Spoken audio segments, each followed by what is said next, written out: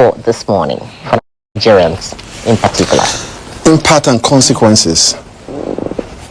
Impact in terms of what impact does the story have on 200 million Nigerians, and the eventual consequences, what come after, after the story.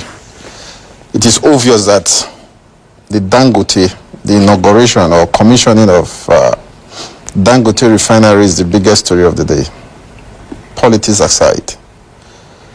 Consequences because Nigeria has suffered from energy crisis for so many years. The refinery has the capacity of guaranteeing energy security in the years ahead, which is good. And of course, consequences also, the refinery when it comes fully on stream, is expected to generate employment of about 100, direct employment of about 100,000 Nigerians, not to talk about the consequential indirect employment it will equally generate. And there are other advantages in terms of creating wealth and equally solving some of our power problems. So that has been highlighted even during the commissioning of yesterday. But when you look at the speech made by Mr. President yesterday when he was inaugurating the facility, it creates the impression that Buhari wants to take credit for what he ought not to take credit for, and in fact what he should be ashamed of. Because in 8 years of his administration, Buhari and APC, which promised Nigerians that they will make sure that the 4 government-owned refineries are working, none is working. The 4 of them, Kaduna, Warri, Port Harcourt, they've laid comatose in the last 4 years. He should prick his spirit that what the government, with all its might, could not achieve, an individual was able to achieve it.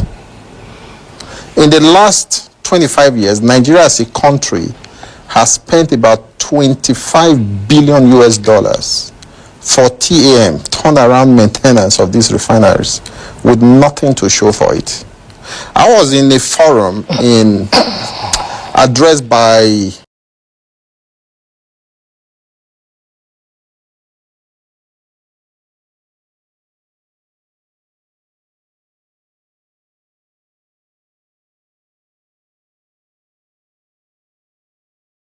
the group managing director of NNPC, now NNPC Limited, in 2021, where he gave a very detailed defense of that sum of 1.5 billion that was approved by the National Assembly for an NNPC for a total overhaul of the Port Harcourt refineries.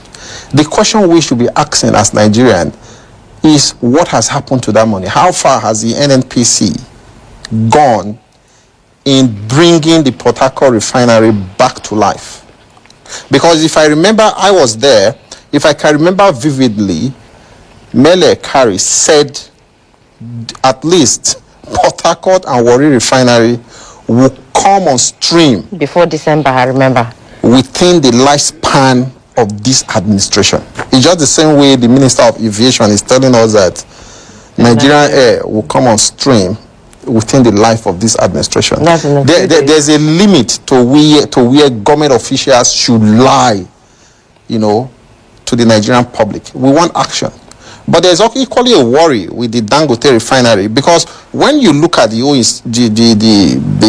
entire scenario, you look at it from the government side, you look at it from a private individual's investment, into oil refinery in the country. You begin to ask yourself, and you weigh it against the business philosophy of the Dangote, who want to dominate every sector he is involved in. Is it that there's a deliberate policy to make sure that our refineries, government-owned refineries, don't work just because you want to prop up Okay.